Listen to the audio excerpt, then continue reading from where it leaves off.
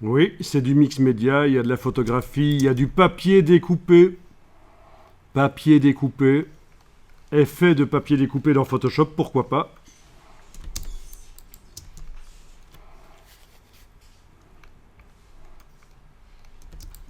Du marqueur, visiblement.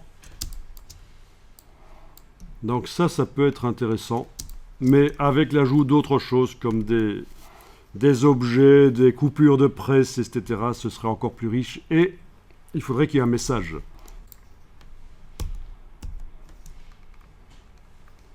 Non, on n'est pas vraiment dans la veine de ce qu'on va faire. Les effets de pointillés comme ça, si vous voulez en faire grâce à Illustrator, vous pouvez. Oui, ça peut être décoratif, intéressant dans votre travail mix média, à condition qu'il y ait quand même un message dedans. Et comment vous feriez ce genre d'effet en pointillé dans Illustrator?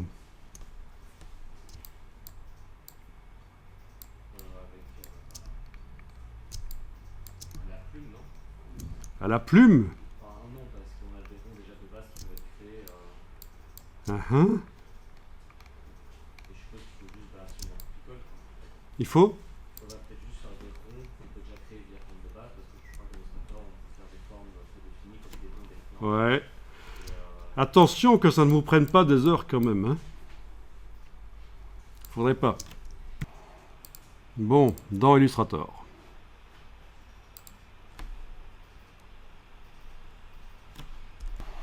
Voilà, donc, si je devais faire ça, j'irais vers ce genre de technique ici. Donc, créer un cercle noir.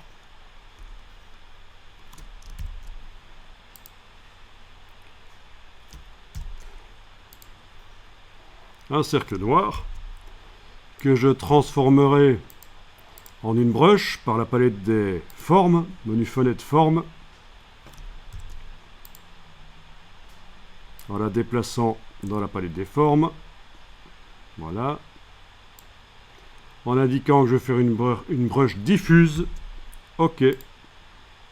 OK. Et voilà, elle est là. C'est ça. Elle ressemble fort forcément aux formes procédurales qu'on a là, calligraphiques, mais c'est vraiment une brush diffuse. Bien. Bon, ben, pour prouver que c'est une brush diffuse, je pourrais aussi faire ceci. Touche Alt, je la déplace, je la mets en blanc.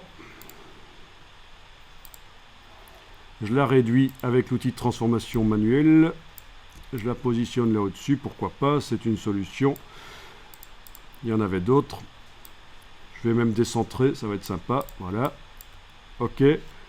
Et dans la palette des formes, je vais déplacer ça, les deux. Si je veux remplacer celle que j'avais fait avant, touche Alt, je la remplace. OK. Et voilà, elle est là. Bon, j'ai plus besoin de ça, je peux la supprimer. Si je veux la récupérer, je sais que je peux prendre ça et le déplacer là. À n'importe quel moment, je le récupère, mais je le supprime. Et donc, je vais tracer un trait sur lequel se trouve la brush diffuse. Du coup,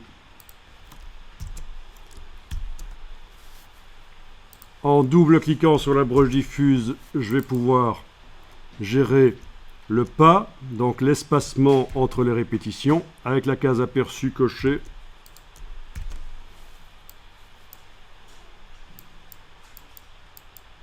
Voilà, par exemple comme ça. OK. Bien.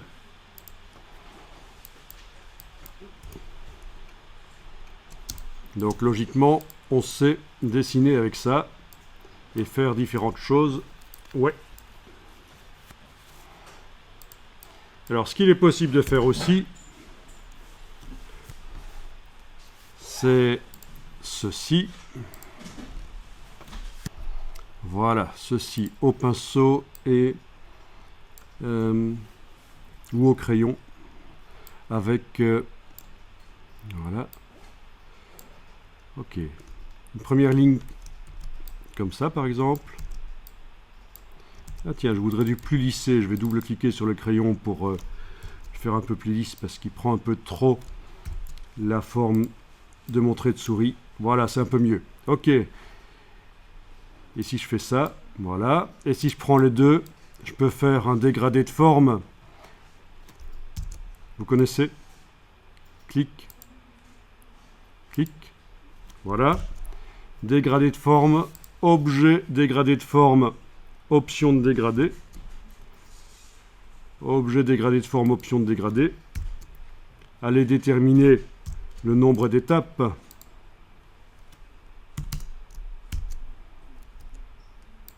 C'est un peu trop. Voilà. On est d'accord? Demandez objet. Et vous en avez fait en plus, je pense, hein, pour un cours de communication visuelle, je pense, des dégradés de forme. Ou je me trompe? Pas encore. Alors, objet, oui, c'est vrai que tout le monde ne l'a pas encore fait. Objet décomposé. Du coup, ces formes intermédiaires qui actuellement sont inaccessibles, elles sont obtenues par calcul. Je pourrais changer le nombre d'étapes entre les deux. Je vous rappelle que j'ai utilisé ça, dégradé de forme. Si je fais objet décomposé, ok, bien, ça devient des vecteurs à part entière, comme si je les avais fait au crayon. Sauf que pour faire au crayon des formes exactement, précisément positionnées par rapport à mes deux traits, c'était un peu plus difficile, vous voyez. Et alors ce qui est intéressant, c'est que je vais pouvoir éventuellement aller mettre par-dessus les brushes. Et j'obtiens à peu près l'effet qu'on voyait donc dans ici, ce genre de choses. Alors bien sûr c'est aléatoire les points ici, mais je vous montre comment on pourrait rapidement remplir des formes comme ça en fait. Hein. Voilà. Et bien sûr la brush, et je vais m'arrêter là parce que je pourrais continuer longtemps avec Illustrator, c'est tellement passionnant. Si je double-clique là-dessus, je peux aller modifier le pas, la dimension, voilà, le côté aléatoire de la dimension, le côté aléatoire du pas, voilà, ça se règle. C'est assez génial, ça a tout de suite un côté plus naturel en fait. Quand on fait varier comme ça les dimensions avec le côté aléatoire de la taille et du pas. Et vous obtenez quelque chose qui ressemble plus à ce que vous aviez obtenu de l'autre côté. Voilà, je vais enregistrer ça pour que vous puissiez avoir une copie. On ne sait jamais. Voilà. Alors, bien, ici, je vais créer un deuxième canevas sur le côté avec l'outil plan de travail, un deuxième plan de travail sur lequel je vais aller dessiner donc un trait, voilà, un autre trait, ok, ces deux traits vont être transformés grâce à un dégradé de forme, clic, clic, j'ai toujours objet dégradé de forme, option de dégradé pour aller déterminer ici les étapes. Dans ce cas-ci, je vais en mettre 3, touche tabulation, et je vois 3 étapes. Parfait. Ok. Je vais ici reprendre le crayon. D'abord, désactiver ça, désélectionner avec la flèche noire en cliquant à côté, puis je reprends le crayon et je vais faire rapidement une autre forme. Imaginons comme ça. Non, d'abord comme ça, puis comme ceci, voilà. Et donc, pour que ce soit plus facile, précédemment, je suis allé double-cliquer sur le crayon, et dans les options, je suis allé désactiver, conserver la sélection. Comme ça, dès que j'ai fini un trait, il n'est pas sélectionné, et il ne risque pas d'être modifié par le trait suivant que je fais au crayon. Bien, donc je vais aller sélectionner les deux. Outil dégradé de forme, clic, clic, toujours objet, dégradé de forme, option de dégradé.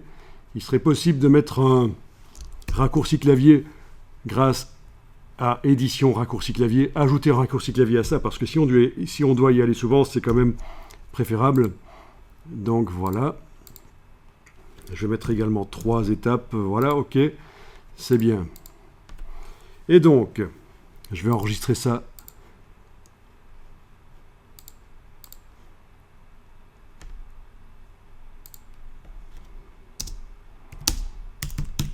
Voilà. Donc, les dégradés de forme, je vais les décomposer. Alors, si je les sélectionne tous les deux, il est probable que ça foire, la décomposition. Objet, décomposé, OK. Non, ça a fonctionné dans ce cas-ci. Mais parfois, il faut en sélectionner l'un après l'autre. Alors, je vais annuler la décomposition pour montrer que par donc, la palette des calques, on peut facilement aller activer un dégradé de forme et puis l'autre. Comme ceci. On active le premier ou le deuxième dégradé de forme. Et à chaque fois, on décompose. Objet décomposé, OK. Le suivant, objet décomposé, OK. Bien sûr, on peut aussi les activer autrement que par la palette des calques, avec la flèche noire en cliquant sur eux dans le plan de travail. Donc, je vais leur appliquer la brush ici. Voilà. Après, il faut peut-être aller repositionner les extrémités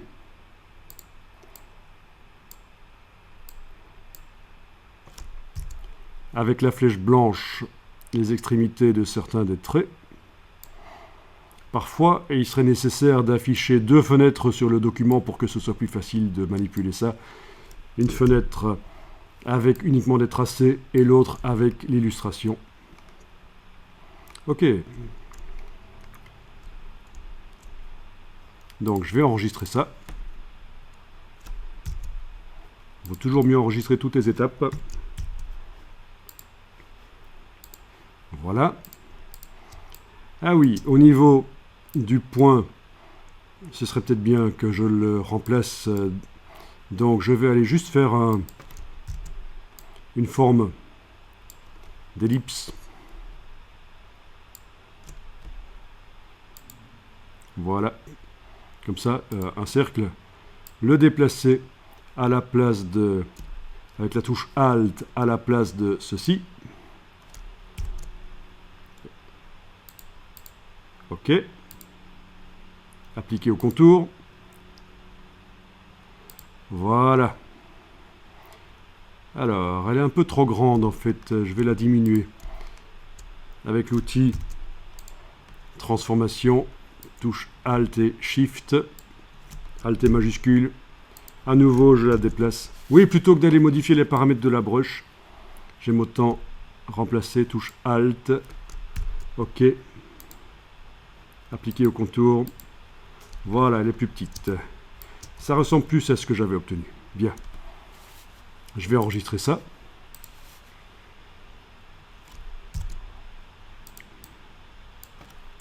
Voilà. Alors, moi celle-là, je vais la supprimer. Les deux ici, je les sélectionne et je vais décomposer. Objet, décomposer l'aspect. Donc, ce ne sont plus des dégradés de forme. Et chaque petite boule est maintenant un vecteur accessible. Parfait. Ce qui va me permettre avec la flèche blanche plus éventuellement, qui est derrière la flèche blanche, d'aller en enlever certains.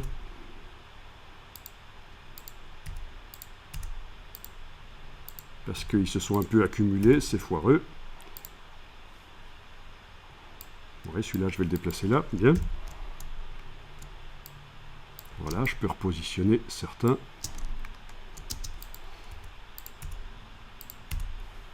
Ok, on va dire que ça me convient.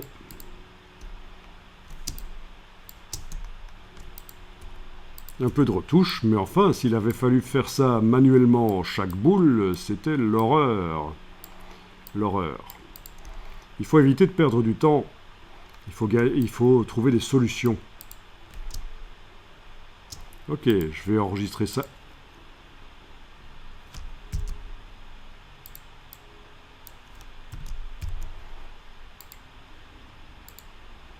Bien. Et alors, ce travail peut être transféré dans Photoshop. Alors, allons-y. Enregistrer sous. vais l'appeler 06 pour Photoshop. Voilà. Au format Adobe Illustrator.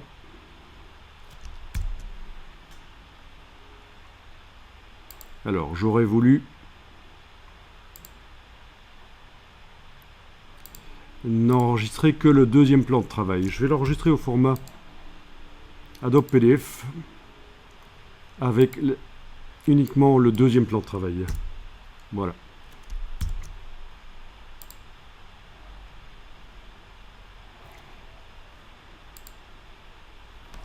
Alors, dans Photoshop, je vais aller créer un nouveau document.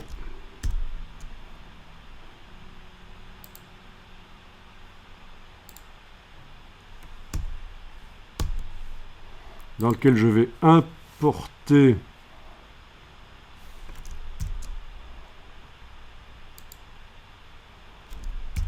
le document.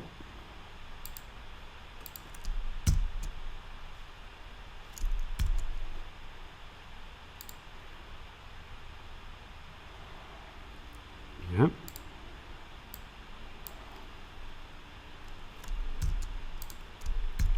Donc, il est sur un calque. Menu fenêtre, calque. Et là-dessus, je vais pouvoir mettre un effet spécial de biseautage estampage. D'abord, un effet d'incrustation couleur. Quelle couleur je choisis? Voilà. Puis, un effet de biseautage et estampage. Voilà.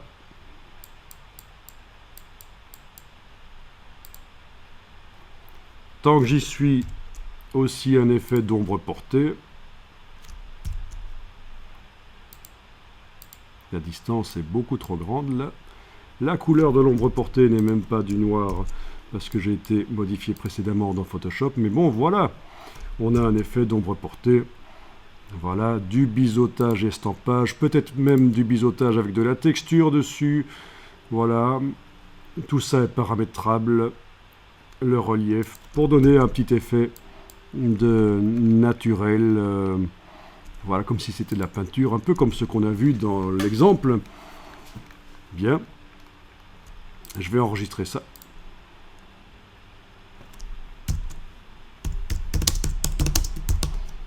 Donc je vous montre juste une logique de travail.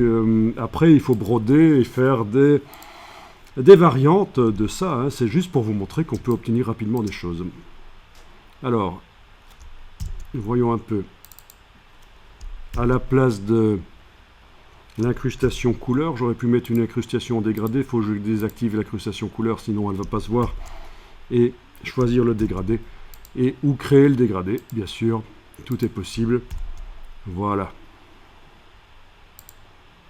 Comme ça, on a un peu de variante de couleur aussi. Et alors, on peut aussi dupliquer le calque. Travailler uniquement avec celui du bas affiché ici. Au lasso, je vais aller englober la partie qui m'intéresse là-dedans. On va dire que c'est ça. Voilà. Ajouter un masque, donc on voit bien que j'ai entouré au lasso la partie qui m'intéresse sur ce calque. J'ajoute un masque qui ne fait apparaître logiquement que la partie que j'avais entourée, parce que dès qu'il y a une sélection active et qu'on crée un masque, le masque utilise la sélection active. Je vais afficher l'autre ici et l'activer, et avec toujours le lasso, je vais aller entourer la partie qui m'intéresse là. Voilà. Ajouter un masque. Et voilà, elle apparaît. Et quel est l'intérêt? Ben, c'est que je vais pouvoir aller faire une incrustation avec un autre dégradé. Par exemple. Alors, où est-ce qu'il se cache? Les verts, on a les orangés par exemple, voilà. Ok, les iridescents, etc. Et donc voilà, c'est une des choses qui peut être faite. Je vais peut-être faire une incrustation couleur à la place finalement. Voilà, ça se voit encore mieux la différence. Voilà.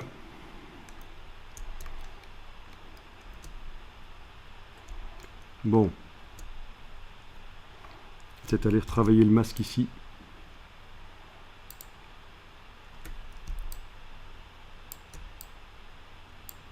Ok. Non, c'est celui-ci qu'il faut les retravailler. Voilà. Il y avait une petite erreur. C'est juste une méthode de travail que j'ai montrée. Après, vous réglez comme vous le sentez. Voilà. En tout cas, on obtient un peu l'effet qu'on avait obtenu tout à l'heure, qu'on avait vu en fait tout à l'heure dans l'image ici. Voilà. Mais il n'y avait pas un effet d'épaisseur finalement. Le biseau finalement est un peu trop fort ici. Il est vraiment trop fort. Il faut juste le diminuer. Oui, peut-être pour obtenir cet effet-là. L'excès nuit en tout. Et l'ombre portée aussi.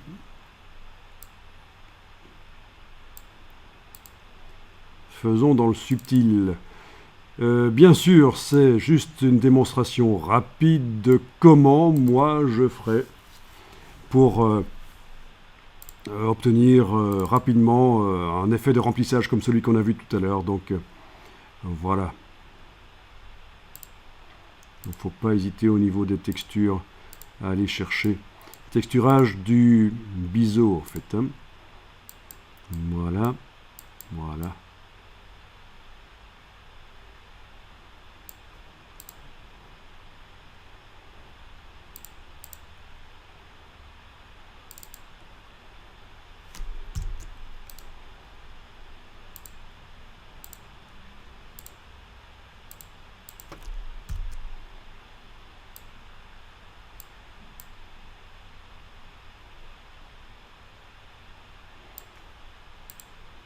Voilà. Évidemment, avec un arrière-plan, ce sera mieux.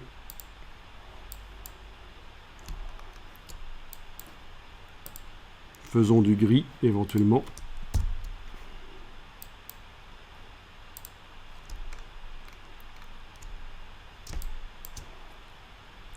Utilisons des dégradés gris, éventuellement aussi.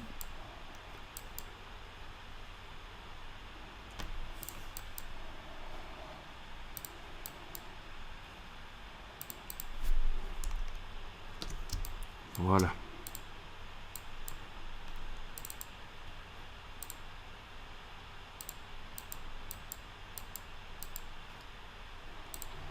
Avec des couleurs moins saturées, puisque je travaille dans une image RVB, j'ai la possibilité de mettre des couleurs saturées, mais avec des couleurs moins saturées, ça paraîtra un peu plus naturel, éventuellement, ça aura un côté plus naturel, voilà. Donc, bel exemple d'automatisation partielle de Illustrator, et je n'utilise pas Illustrator pour faire les effets spéciaux sur les vecteurs, parce que Photoshop est plus fort pour les effets spéciaux de biseautage, d'ombre, c'est beaucoup plus rapide. Donc je finalise dans Photoshop. Imaginez tout un poster avec ce genre de choses, avec un travail un peu meilleur bien sûr dans Illustrator au niveau des points qui ont été réalisés, des dégradés de forme. Voilà, ça peut être vraiment bien.